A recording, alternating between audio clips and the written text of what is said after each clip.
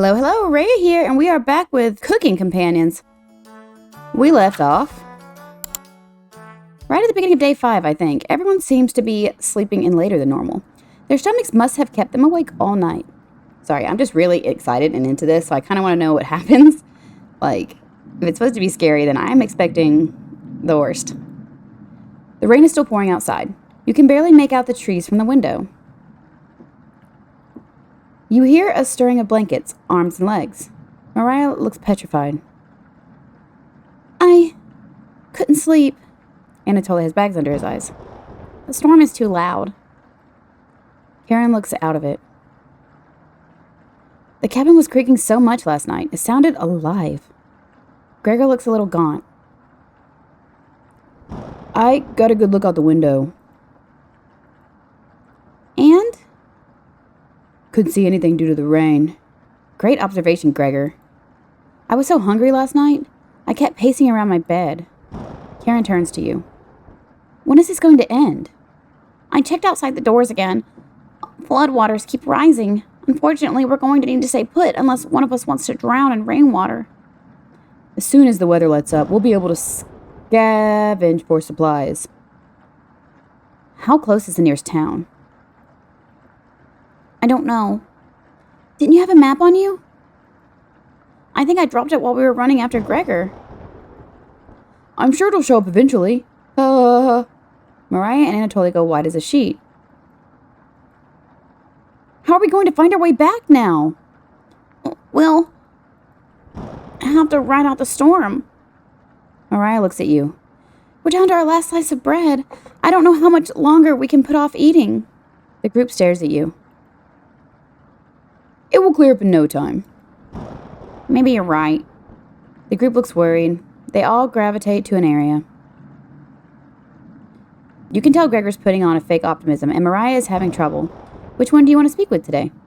Oh, well, I guess I'll go to Mariah since I have one heart with her. Oh, gosh. Brrr. It's cold as hell over here. I'm surprised Gregor isn't freezing to death at night. How did he do it?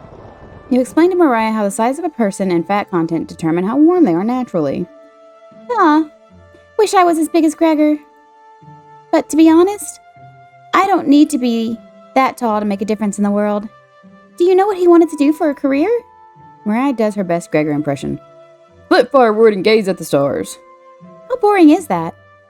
Depends on the person, but pretty boring. You're so funny. Thanks for coming in and chatting with me. Mariah blushes a little. You make it easier to pass the time. Thank you.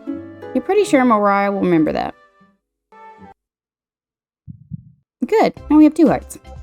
I still like Karen better, even though I didn't like her at first. You thank her and leave the bedroom. You call everyone together. They all look grim. You could cut the tension in the room with a knife.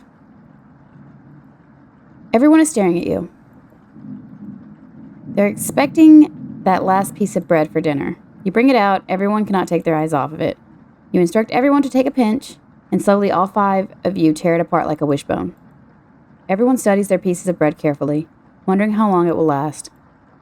Karen is the first to eat hers. She chews each bite a few hundred times before swallowing. Anatoly chews it cautiously, opening his mouth once he finishes each bite. Mariah nibbles on it silently, eyes wide, moving from person to person. And Gregor? 1 bite? Yeah. Gregor just pops it in his mouth like a cherry. It was gone in an instant. All right, Gregor. That's cool. The group thanks you awkwardly. It's not much, but you've run out of options. You wish everyone good night and get ready for bed. You go to bed starving. How many days is this? This is cool.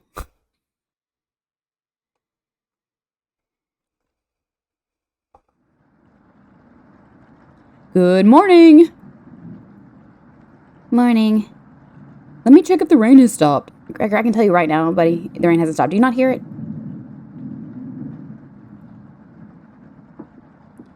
It's still flooding. Ugh. What are we gonna do? Humans can live about 2 to 3 weeks without food. Water isn't a concern. Rainfall should end in a day or two, right? Actually, precipitation can occur more than 215 days a year here. But do you really think it'll rain that long? Anatoly, it's been days already. What makes you think it'll stop soon? Relax, everyone. Let's see how long we can ride this out. Fingers crossed it's done by tomorrow. Panic is slowly creeping in. Everyone's looking scared, but you need to survive. Karen and Gregor begin to discuss next options. Do you want to speak with Mariah in the kitchen? Or Anatoly in the living room? Think and said about everything you've done wrong and how you've doomed everyone. Let's save. Don't judge me for doing this the same day. It's really good. I'm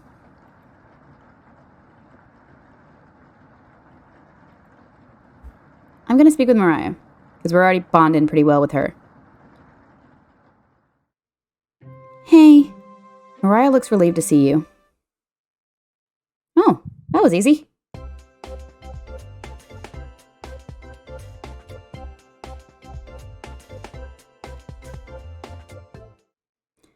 How are you holding up? Better question, how are you holding up? Not very good. That's very sweet of you to ask. Mariah's looking at you intently. She gets a little closer to you. I noticed you didn't use any meat when cooking. Usually I have to pick it out of foods the others make, but you respected that. Thank you. Mariah's looking at you with admiration. I need to speak with Gregor for a minute, but thanks again. You're definitely sure Mariah will remember that. Another one? Nice.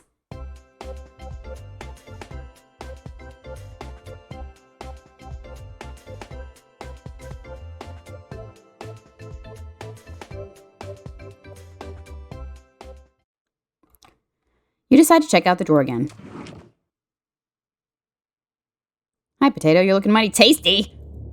You ask Potato where the others are. They'll be back. They wanted to explore the labyrinth of tunnels around the cabin. Surely you've seen the mouse holes, right? They connect all over the cabin. Must have been some mouse that created them or something worse. Anyways, I'm not going to sugarcoat this. Things are going to get worse from here on out. You have a feeling Potato is telling the truth. You realize drool is leaking out of your mouth. Disgusting. Don't even try to eat me. You just get deathly sick if you tried, and from the look of you, you need to retain all the water you can. I don't like this music. From rationing to cooking, you failed every common sense measure for basic survival this week. You knew something like this would happen, right? Never mind. With floodwaters rising and no food now, I think it'd be a great time to go over the fundamentals of starvation with you. When experiencing starvation, there are 4 factors that will determine if you live or die: age, height, weight, and your degree of activity or inactivity. You've been especially lazy, so I think you'll survive a little longer than the others. The Harris-Benedict equation can help you figure out how many calories you need to simply maintain your current weight. The equation produces a number called the basal metabolic rate, or BMR. Stay with me here. BMR equals 655 plus 4.35 times weight in pounds plus 4.7 times weight in inches minus 4.7 times age in years. Got it? For fun, let's try it out on someone here, Mariah. Using Harris-Benedict, she looks like she's 120 pounds?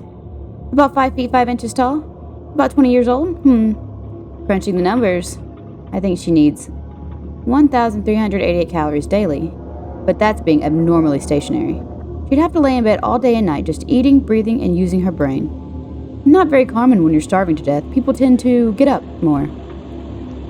If she was being very active, let's say swimming through floodwaters, we'd need to multiply that 1,388 calories by 1.9. Now she needs 2,638 calories per day. That's quite a difference, especially if you didn't ration the food properly, which you didn't. I guess that wraps up our first survival lesson. Hopefully we'll never have to speak again. Okay? You shut the drawer going over the numbers again. I don't know about Potato. I don't think any of us can take this much longer. Gregor's voice starts to crack. I don't want to ask this, but it's time. One of us needs to go outside and search for food. Everyone is silent. I'll go. Mariah! I used to swim all the time near my house, so I probably have the best chance of swimming through floodwaters. No. Let me go instead. You won't get very far if anything happens to your glasses, Anatoly. You're blind as a mole rat, remember? That's true, but... Little guy, let me go. Gregor, Sounds good to me. Karen! His arms are definitely the longest, so he'd probably be the best at climbing trees out of all of us. No, that wouldn't be right, Gregor. Let me go instead. I get that none of these options are good ones, but we need to find food or help. Gregor grabs a branch from the woodpile. He cuts it into different measurements. Since we can't come into consensus, let's draw for it. We'll each pick one from my hand, and the shortest will go outside and search for food. Oh, you're not worried about drawing. You saw Gregor cut the branch lengths, so you can tell which is the biggest one of the bunch. You pick it. You watch the others intently. Will it be Gregor? Anatoly? Karen? Will it be Looks like I've got the shortest. Oh, wait, she wasn't happy about that. She wasn't happy, sorry. Gregor, don't cry. Mariah. Mariah? It's okay. Oh, no. I watched Anatoly forage earlier, so I'll know what to look for. No. Just swim until you find higher ground and scout the area. Maybe you'll find a fish out there. Everyone looks heartbroken. Karen? Anatoly? Gregor? I'll keep us alive. I promise. This is really sad.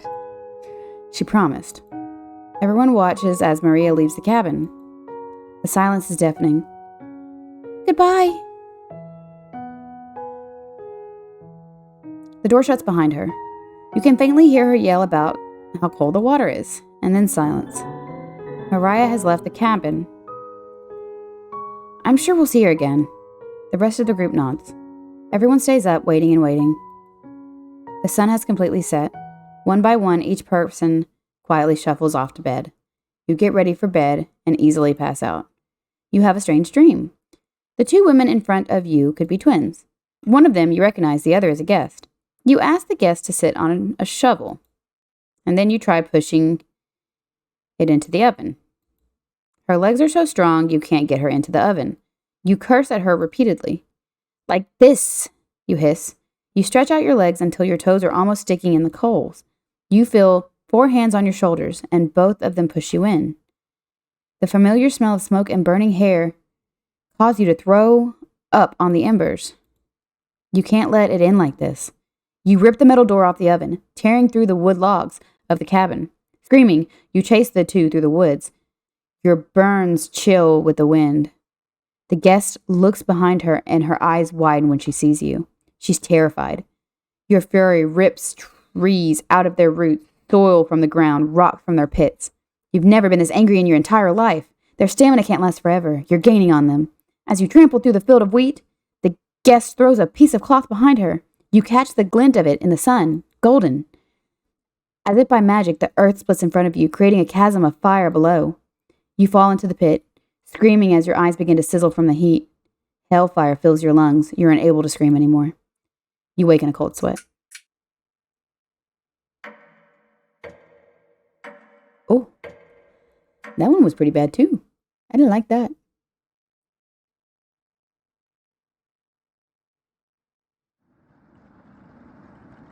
Good morning. Anatoly's all sad. Do you think she made it to higher ground? I believe in Mariah. Me too. She'll be fine. Right, little guy? So what do we do now? Just wait? Kieran, how long? It's been almost a day since she left. Anatoly and Gregor look nervous. Someone needs to go look for her. We need to wait, Karen. Wait for what? The nearest town is miles and miles away. Waiting is all we can do for now.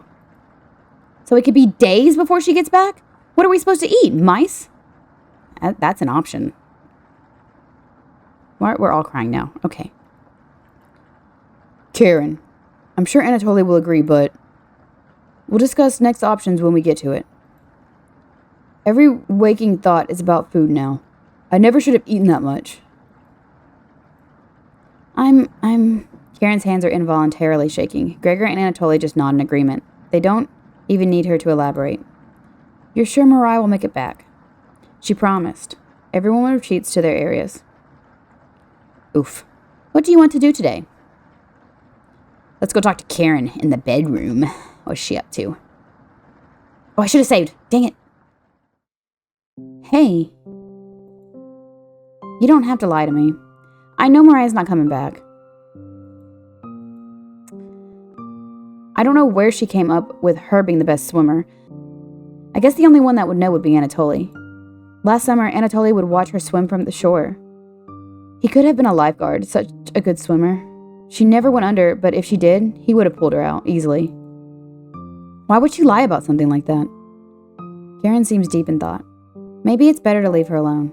You close the door softly.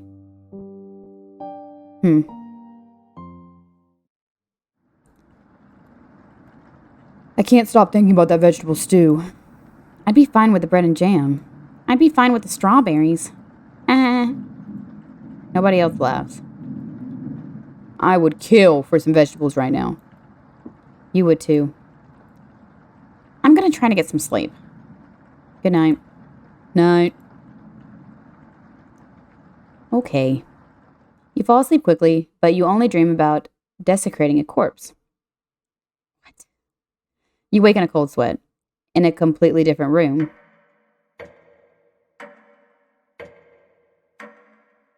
Huh.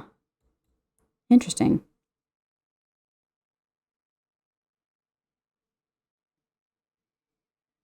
Good morning. Karen's looking worse. Will you cook for the group today? I don't have a choice, do I? I guess I have to cook. You take out a cutlet of meat and begin to cook it in the oven. You cooked meat. Where did you get that? You ignored Karen's question. What's that smell? Gregor finally gets off the couch. Where did you... The three are looking at you, salivating. You take the charred meat out of the oven, cutting into small cutlets. They immediately grab some off the plate, chewing ferociously. You take a piece and immediately devour it. Do you have any more of this? You explain how the meat is stored securely, hidden, so you can ration better this time. I understand. Thank you. Anatoly runs to the bathroom, puking in the toilet. You can hear him sobbing for a few minutes. This taste is... Gregor wanders off. Anatoly returns looking choked up. I was too weak. Left you some of the meat. Don't fight this, Anatoly. Mama. Anatoly takes a cutlet from the plate, turning his back to the group as he devours it. What? You can hear him crying.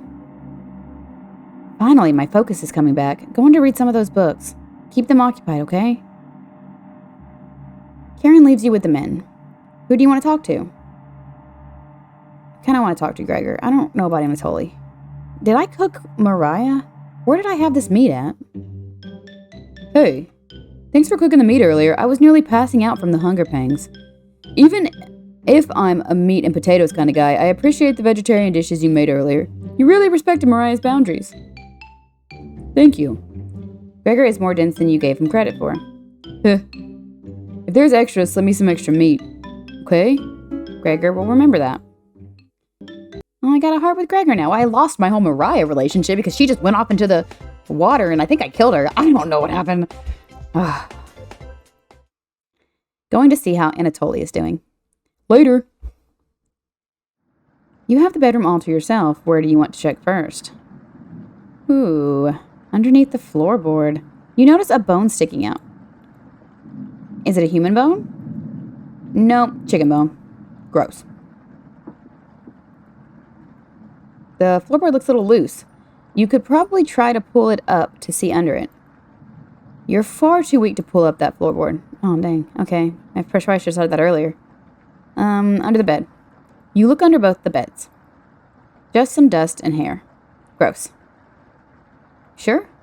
You decide to inspect one of the hairs under the bed. It's long and red. Has to be Karen's hair. Okay. Inside the nightstand. Onion? Don't be a crybaby, it's just me. Onion. Was just playing some of the toys in this drawer. You're far too old to be playing with any of them. You're never too old for toys. Anyways, need to attend to secret trumpet meeting. Smell you later. Onion bounces out of the bedroom. The drawer has various children's toys in it. What's this? Oh, what is this? June 26, 1862. Another body of a child has been discovered within the city of Zakopane, with the remains stuffed into a barrel full of potatoes. Ugh. The cause of death was identical to earlier victims, with significant blood loss due to multiple stab wounds to the stomach. This marks the fourth victim by the butcher of Zakopane in less than a month. That's good. You take the bloody newspaper with you. Okay, good. Hours passed. The meal gave everyone the perseverance to keep going. Eating will just make them hungrier. They're fine now, but soon they'll be begging for more. Oh, y'all all spread out. You got rid of Mariah's spot. We've waited long enough. What's for dinner? You calmly explain that you want to ration the meat better this time, and there will be no dinner. Fine. I understand. I guess I'd rather eat tomorrow than more today. No arguments? Perfect. Good. Good. Everyone decides to call it an early night. You fall asleep instantly tonight. Is it because I killed Mariah? Oh. You have a strange dream. You're having dinner with a blacksmith. He's not touching his food. The only light in the room comes from the oven. He clears his throat, stroking his beard. I can forge anything, he says. Your eye has been giving you an issue lately, so you reply, forge me a new eye then. You laugh. But then the ropes come out. He ties you to the chair with a long rope to prevent you from struggling. You rip the rope apart without even trying, so the blacksmith uses a thicker rope. No turning back now. He takes a hot poker out of the coals. Holding it in front of his face, you can see his beard and eyes watching you. He slowly brings back the poker, aiming carefully for your eye, before plunging it through your skull with a sickening crunch. The force of the blow throws you backwards a few feet. You're unable to break the ropes. You vomit all over your chest. As the smell of your decimated eye floods your nostrils, the blacksmith stands over you, spitting on your body. You wake in a cold sweat. Oh, hello.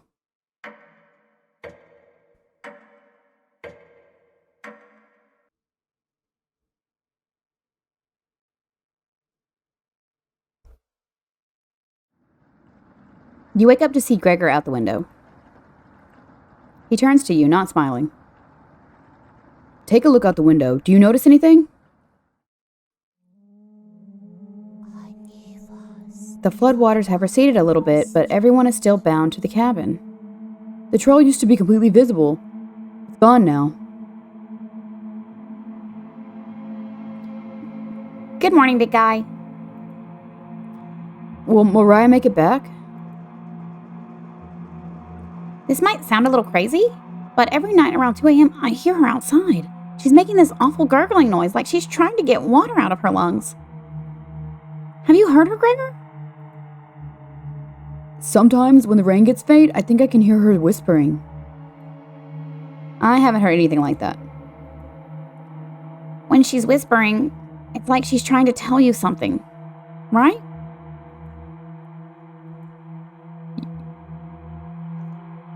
Yes.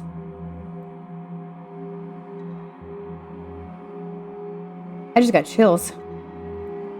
I sometimes hear her crying through the radio, but that's just a broadcast.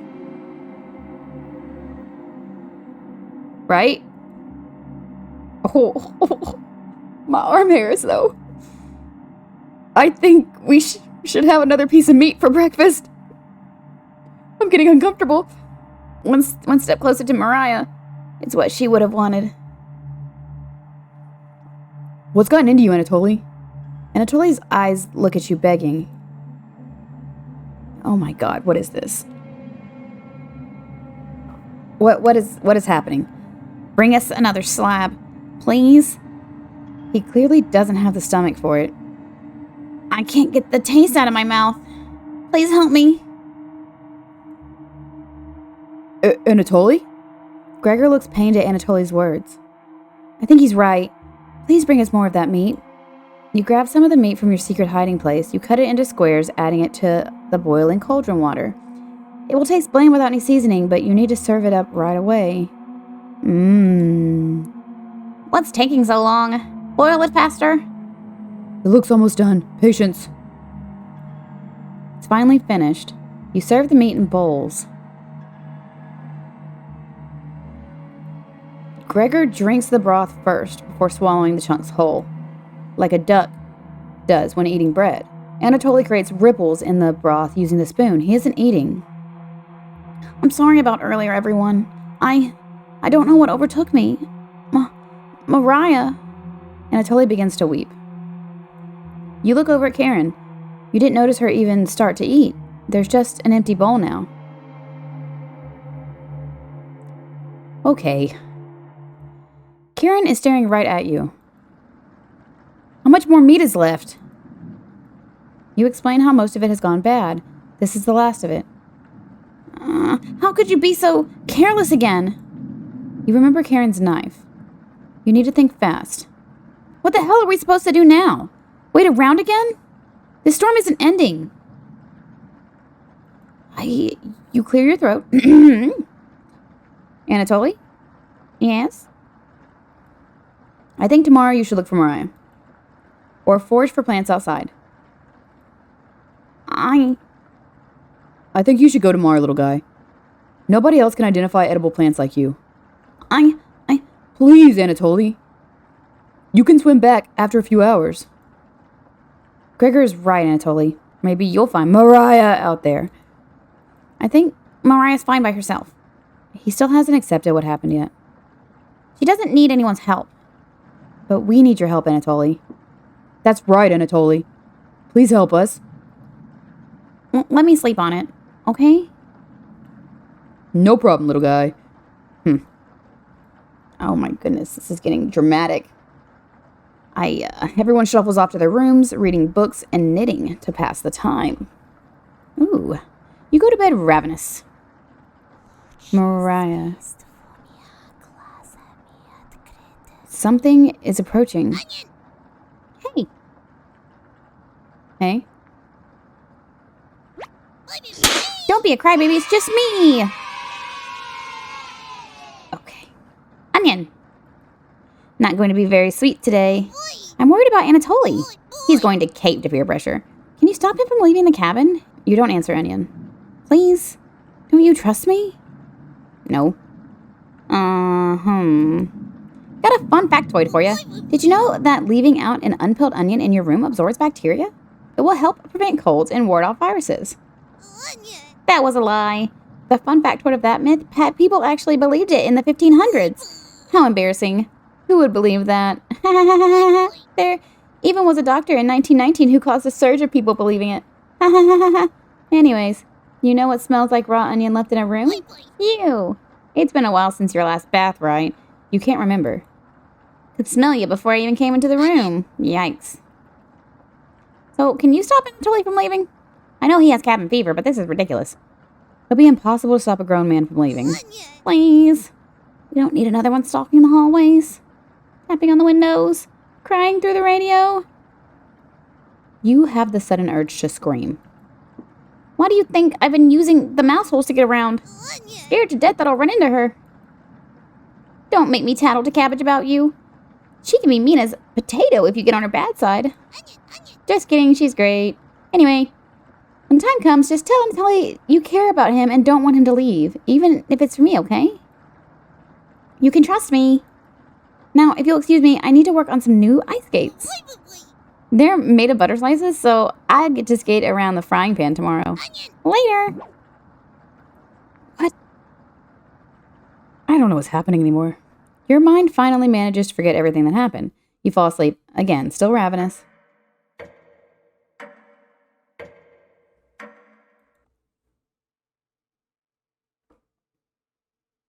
You have a strange dream. A fox is collecting payment in your living room. You despise him, so you put 2 dogs at the bottom of a sack, then add 6 chickens on top. The fox smiles at you and leaves. At some point in his journey, the fox will eventually open the sack, and the dogs tear the fox in half.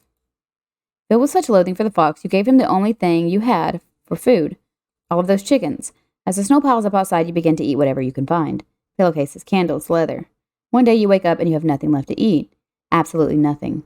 Just an insatiable hunger. A few days later, you go mad and leave the cabin, completely ravenous. A nearby tree looks like charred meat. Your iron teeth cut through the tree bark, tearing your gums apart by the splinters. Your mouth fills quickly with blood. Days later, a deer gallops by, the first creature in the woods to see your corpse. You wake in a cold sweat. This is getting really creepy.